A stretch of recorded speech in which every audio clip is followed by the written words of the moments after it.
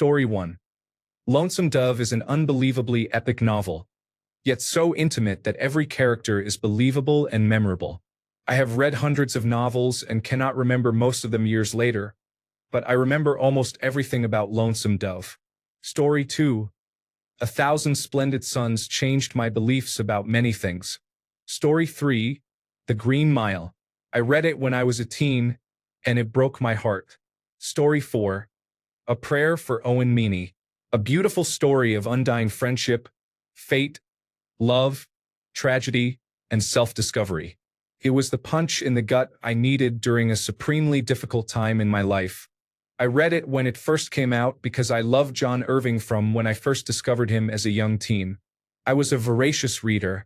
A friend gave me GARP, and I was hooked. I still get choked up when people ask me what it is about. It truly affected me on a cellular level, I believe, more than 30 years later. Story 5. The Hitchhiker's Guide to the Galaxy. The movie does not do it justice, but it is still good.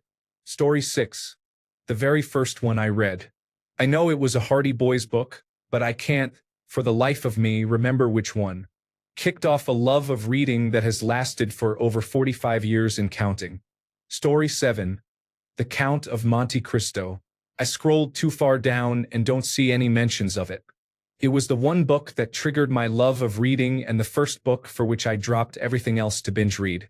Not sure why, but I think the version I read in high school was different from the original. I vaguely remember differences between the versions, but I can't find any information about them. Story 8. Ignoring literary significance and just thinking about a book that brought me a lot of joy, I would say Project Hail Mary by Andy Weir. The Handmaid's Tale by Margaret Atwood is probably my favorite. It hits a sweet spot of strong literary merit, a clear, profound message, and accessibility. Story 9. It's tough to say. I loved The Lord of the Rings. Recently, I really enjoyed Hard Rain Falling, A Confederacy of Dunces, and Flowers for Algernon. Story 10. So far, Demon Copperhead by Barbara Kingsolver. I also love The Hitchhiker's Guide to the Galaxy by Douglas Adams, purely because it makes me laugh. Story 11. I'm not sure I'd call it the best book I've ever read, but the one that stuck with me the most is The Immortal Life of Henrietta Lacks. It's a devastating look at sexism, racism, and classism in medicine. It's absolutely horrifying how that woman was treated and how her family continues to suffer while others have made billions of dollars from the cells that were taken from her. I also love the book Mick Hart Was Here. I read it for the first time in middle school, a few months before my grandfather died, and it really helped me cope with my grief. It's a funny and devastating look at how different people handle the death of a loved one, and it helped me learn that people grieve in different ways. I still read it every time someone I love dies, even now, 20 years later. Story 12. A Confederacy of Dunces. I felt like I was living in the novel in Ignatius J. Riley's crusade against modernity. His imbecility and overconfidence are a warning to be less certain. I was never bored. It was hilarious on every page. I was sad when it ended, and it is tragic that there is no other book with these characters. Ignatius's letter to Gus Levy is the funniest protracted insult in literary history. I also consider it one of the more accurate depictions of the people of New Orleans and the French Quarter. Story 13. Heidi was the first book I read. I got it from my school library. It is the one I started with and remains special to me. Story 14. Night Watch by Sir Terry Pratchett. I was gifted it for Christmas the year it was published and finished it on Boxing Day. I sat for about an hour, alternating between joy at what I'd just experienced and sadness that I would never have that first read experience again. I could not believe it would be as good if I knew what was coming. I turned back to page 1 and read it again. It was a different experience but just as great, because this time I could spot all the little things I had missed the first time. I still love it after several rereads over the years. It helps to have read Discworld up to that point to get the full effect and to already know and love the characters going into it. Story 15. One Flew Over the Cuckoo's Nest. I liked the movie and read the book afterward. The book did not disappoint in the least. 10 out of 10. Story 16. The Never-Ending Story. The book combines the plots of the first and second films and contains much more of the story than the films show. Story 17, World War Z. It is nothing like the movie and has a tragic yet hopeful view of humanity, world government, and capitalism. Story 18, To Kill a Mockingbird. Shoot all the blue jays you want if you can hit them, but remember it is a sin to kill a mockingbird. Story 19. I have been reading of Mice and Men once a year for about 50 years. I still get misty-eyed at the end. Story 20. Without much thought, I'm going to go with Shogun by James Clavell. Story 21. A Prayer for Owen Meany. I Know This Much Is True by Wally Lamb. Story 22. I read Charlotte's Web when I was 11 years old. I honestly grieved for weeks afterward. It was my first brush with death and loss. It was a simple, artfully written story.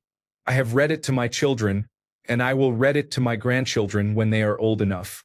I have grieved and will grieve for Charlotte every time. Story 23. The Master and Margarita Mikhail Bulgakov. I have reread it 6 times in 3 languages, and each time I find something new. Story 24. I really enjoyed Night. I read it 13 years ago, but much of it stuck with me, and I think about it from time to time. Story 25. The Stand by Stephen King. I read it 3 years ago. I had not read for fun since I was 13 and had never tried Stephen King. It completely reignited the passion I had for reading when I was a kid. Now I always have a book going. Since then, I have read more than 60 books by him and over 400 books in total. Story 26. The funniest is Catch-22. The most beautifully written is Frankenstein. My favorite is 1984. The best is A Farewell to Arms. Story 27. Night Watch Sir Terry Pratchett. Now Sir Terry, mind how you go. Story 28. Brave New World. I first read it as a teenage boy, and I have not read a better book since. Story 29. My Own Bank Account Statement. Every page is pure psychological horror. The plot twists are brutal. Why is Uber Eats a main character? The ending always leaves me screaming. Short read, 0 pages of happiness. Yet somehow I reopen it every day like a masochist. 10 out of 10, no notes. Changed my life mostly by ruining it. Story 30. Not a book, but recently I discovered the short story Sonny's Blues by James Baldwin. As a non-native English speaker, it is the best thing I have read so far. Story 31. House of Leaves is the only book that has ever unnerved me so badly that I had to put it down for a few days. Story 32. The Name of the Wind by Patrick Rothfuss. I picked it up thinking it would be just another fantasy book and ended up completely sucked into the writing, the world, and Kavoth's whole messy, brilliant, tragic life. It is one of the few books that made me reread passages just because they were that nicely written. Story 33. Dune by Frank Herbert is the most laborious book I have ever read, but by far the most satisfying and fulfilling. Story 34. The Giver was pretty amazing. I read it with my son when he was in middle school. Story 35. Johnny Got His Gun and War is a Racket are 2 books that every American should read. Story 36. A Canticle for Leibovitz was written to atone for the author's role in bombing the Abbey at Monte Cassino. It may be the first post-apocalyptic novel, at least in terms of nuclear war. Story 37. Pillars of the Earth and its follow-up, World Without End. Story 38. The 3-Body Problem series is, hands down, the most interesting science fiction I have ever come across. The literary style is not necessarily the best, but the concepts and ideas detailed throughout are fascinating. Story 39. The Catcher in the Rye really affected me while I was reading it. Story 40. The Book Thief. I swear that book rearranged my entire emotional deoxyribonucleic acid. I still think about it at random moments like an ex I never got over. Story 41. Dune is an amazing science fiction epic with great prose and tragic philosophical themes. Recently, The Night Circus or Drop of Corruption. Story 42. Their Eyes Were Watching God always makes me sad when I recommend it to people and they get so caught up in the dialect that they do not make it very far into the novel. The passage that has stuck with me for a long time is, she often spoke to falling seeds and said, I hope you fall on soft ground, because she had heard seeds saying that to each other as they passed. Story 43. The body keeps the score is extremely validating for survivors of child sexual abuse. It is a great learning tool for people who have not experienced trauma but want to learn. Story 44. Graphic novel. Be Kind My Neighbor. Fiction book Horus Rising. Self-help book Atomic Habits. Story 45. Probably either, and then there were none or 12 Angry Men. Technically a screenplay, but still. Story 46. Vineland. Thomas Pynchon is one of the greatest American authors of all time, and this is my favorite. It reads like an action movie, features ninjas, surf counterculture, and film references, and is just a blast. If you liked the movie One Battle After Another, it is based on Vineland. Story 47. The book that has always stuck with me most was Flowers for Algernon. It is heartbreakingly brilliant. More recently, I was surprised by how much I loved A Gentleman in Moscow. I thought it was a compelling story with a truly memorable protagonist. Story 48. Please don't judge the movie. Judge the book. The Hunger Games. Story 49. The Eshiden section in Infinite Jest is one of the finest things ever written. Story 50. All Creatures Great and Small is about the life of a country vet in Yorkshire, England. It was written by the vet James Ario, the pen name of James White. It is a whole series of books, each named after a line from an old hymn. If you are feeling down and looking for something to lift your spirits, I highly recommend it. It is alternately funny and poignant. Story 51. The Prince of Tides by Pat Conroy. The descriptive prose is astonishing, one of the few books I've read where I'd go find someone to read passages out loud to. Story 52. Grendel by John Gardner is the Beowulf story from Grendel's perspective. Story 53. That is a tough one. I am not sure I can choose just one, but some of my favorites are A Tree Grows in Brooklyn, The Cider House Rules, Beneath a Scarlet Sky, and They Went Left. Story 54. I have not read in a while, but a favorite is Circe by Madeline Miller. She is amazing. Story 55. In the Midnight Library, the concept of parallel lives has always struck a chord with me. I am not going to spoil the book, but when I was younger I felt I was in a dream and would one day wake up middle-aged. Story 56. Zen and the Art of Motorcycle Maintenance was the first book I read as a young person that showed me that books had more layers than just the plot. It improved my understanding and appreciation of literature forever. Story 57. Probably Harry Potter. I low-key read it way too many times, laughing out loud. Story 58. Homeland by R. Salvatore. The first book in the Dark Elf trilogy, it covers the origins of Drizzt Do'Urden and the other powerful drow houses. I love all these books, and I think that if they were adapted properly for film or television, they would make Game of Thrones look cheap. Story 59. A Boy's Life by Robert McCammon. A simply fantastic coming-of-age story. I laughed and cried. Story 60. There are so many good authors. I am partial to Dostoevsky and will choose Crime and Punishment. Story 61. A Canticle for Leibovitz. Bird by bird. A river runs through it. They marched into sunlight, War and Peace, Vietnam and America. October 1967. Story 62. I cannot give just one, so I will list my favorites. White Fang. I have read this many times, and it has been a childhood favorite. Rumo and His Miraculous Adventures. A very whimsical and at times absurd read. I would recommend it to anyone who likes fantasy and has a witty, dry sense of humor. Wicked. It is definitely not like the movie or the play.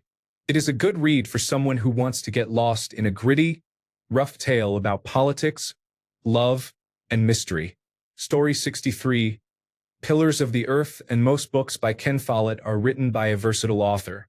He sets his stories in different time periods and countries, and they are always fascinating to read. Story 64. 11/22/63 is one of the best, most original novels Stephen King has ever written. I cannot recommend it enough. Story 65. The Bhagavad Gita as It Is. Commentary by A.C. Bhaktivedanta Swami Prabhupada. Story 66. The road. There were passages in the book that made me put it down and take a breather from what I had just read. The film is great, but they had to omit some material from the book. Story 67. Tough. I like Michael Crichton in general, and Jurassic Park was a fantastic read. Story 68. East of Eden by John Steinbeck. A Thousand Splendid Suns by Khaled Hosseini. The Corrections by Jonathan Franzen. The Secret History by Donna Tartt. The Princess Bride by William Goldman and S. Morgenstern. Story 69. November 22, 1963 by Stephen King. I have read it at least 5 times, and it feels brand new each time I open it. Story 70. Project Hail Mary by Andy Weir is my current favorite. I am also a big fan of Peter F. Hamilton's Night's Dawn series. Lock In by John Scalzi was excellent. My favorite is whichever of those I reread most recently. Story 71.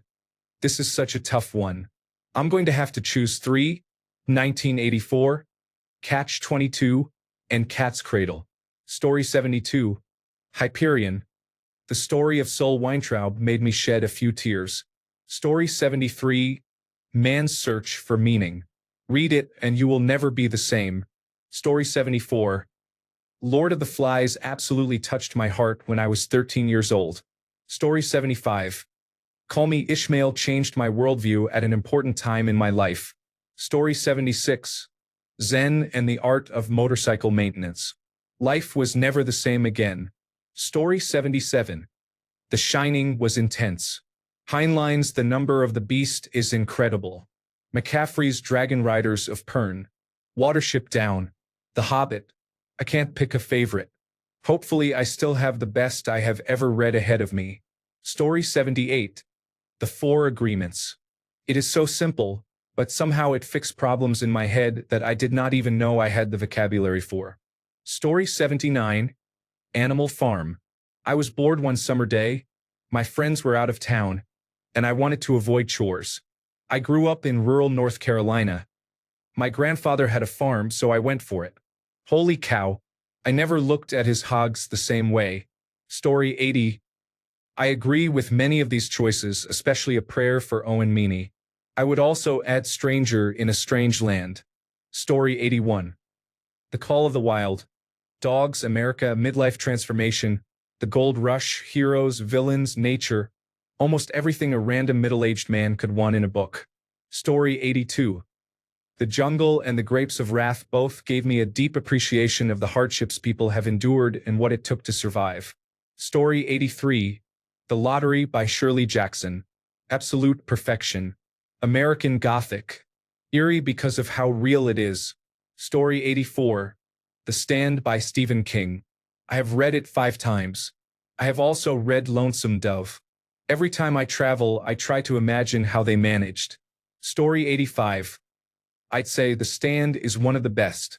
Story 86. I didn't bother reading any more Stephen King books after The Stand. None of his later works compared. The Stand was so well done that the others felt like schlock. I was quite disappointed in the movie. Story 87. There are many. I am choosing 3. Things Fall Apart by Chinua Achebe. Slaughterhouse-Five by Kurt Vonnegut. Bag of Bones by Stephen King. Story 88. I don't read a lot, but I like fun little murder mysteries, so I'd go with The Guest List by Lucy Foley. Story 89. Flowers for Algernon by Daniel Keyes and Silence by Shisaku Endo. Story 90. Washington Black and the Book of Negroes. Sorry, I couldn't choose between those 2. Story 91. I am pretty partial to The Passenger by Cormac McCarthy. Story 92. Intensity by Dean Koontz has always stuck with me. I read it when I was younger. It is brutal and graphic. Edgelervess is a psychopath. It had a made-for-television adaptation that was pretty awful, starring John C. McGinley, whom I love. It was a parental guidance adaptation of a book intended for restricted audiences. Story 93. It by Stephen King is a single novel. The movies do not come close to doing it justice. The audiobook narrated by Dungeon Crawler Carl is excellent. I highly recommend it. The narrator does a phenomenal job. Story 94. I have several. Alien Agenda, The Many Minds of Billy Milligan, The Executioner's Song, In Cold Blood, Story 95. I unironically loved A Clash of Kings by George R. Martin. I was absolutely immersed in it. Although the show's events are well done, they do not match the book's quality. Story 96. Catch-22 by Joseph Heller or Bonfire of the Vanities by Tom Wolfe. Story 97. All the Light We Cannot See is good. The show is good as well, but it changes the ending. Story 98. The Glass Bead Game. This book has also been published as Master of the Game by Hermann Hesse. Story 99. A Man Called Ove, by Frederick Backman, is a book I absolutely loved. The characters felt very real, and the writing is excellent. Story 100. Larry McMurtry is an amazing writer. His books include Streets of Laredo, The Last Picture Show, Leaving Cheyenne, and The Evening Star. Lonesome Dove is a masterwork. Story 101. Goodnight Moon. I read it aloud nearly every night, a couple of times, in the nursery recliner to my little boy as he was growing up. It is the best book ever. Story 102. It is probably not the best book ever, but I recently read Jeanette McCurdy's I Am Glad My Mom Died, and it was incredible. It is the best book I've read in quite some time. Shockingly relatable despite my being a very average person, not a famous child star with an abusive mother. The book is captivating, and I adore the way her voice evolves throughout the story as she ages and her worldview changes. I would not call her an unreliable narrator, but she does a very good job of conveying her point of view at all stages of her life. She is not necessarily in the wrong, and it is easy to sympathize with her and understand her motives, including the overly positive, childlike view of her mother at the beginning of the story and her internal conflict later between holding love for her mother and feeling resentment. I read it for a course I ended up dropping, but it was the best thing I got out of that class. I am excited to read Half His Age and whatever else she writes in the future. I will also check out her newer film work. She is a phenomenal writer. Mild spoiler. In I Am Glad My Mom Died, she briefly but powerfully describes a moment when her mother reacts to a script Jeanette had written and was proud of. Her mother immediately shuts her down, saying that writers get fat from sitting around writing all day and that she should not waste her beauty and acting talent on writing. It is powerful to see her finally get to do what she enjoys and pour her soul into her art, rather than being forced to pursue acting and live in the spotlight, which she hated. Incredible read. I started and finished it in about 6 hours and did not know what to do afterward. I will definitely reread it. Story 103. In Cold Blood Truman Capote. Winter's Tale Mark Helprin. Veronica Nicholas Christopher.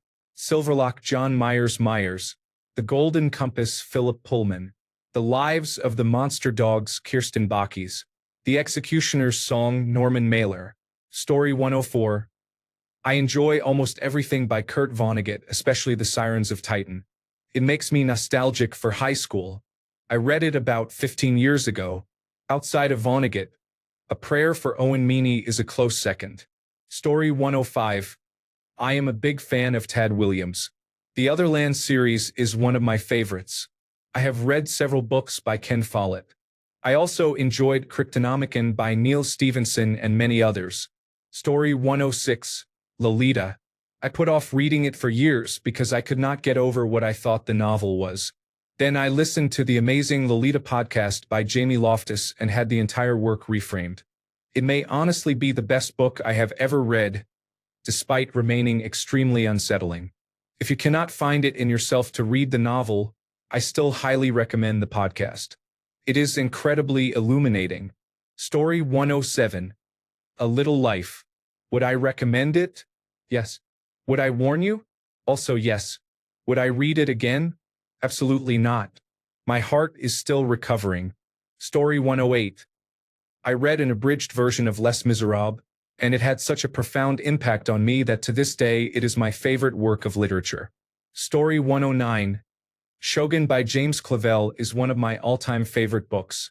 I come from a family of readers, and this book was passed around and shared by so many of us. Story 110.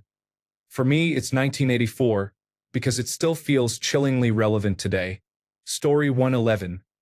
The thorn birds and the Clearys had me wrapped up every which way but loose. I could not put down the book and yearned for more. It was completely not my type of book, but it drew me in. Story 112, 1984. It's scary how accurately Orwell describes future methods of control and surveillance. Thanks a bunch for sticking around till the end of the video.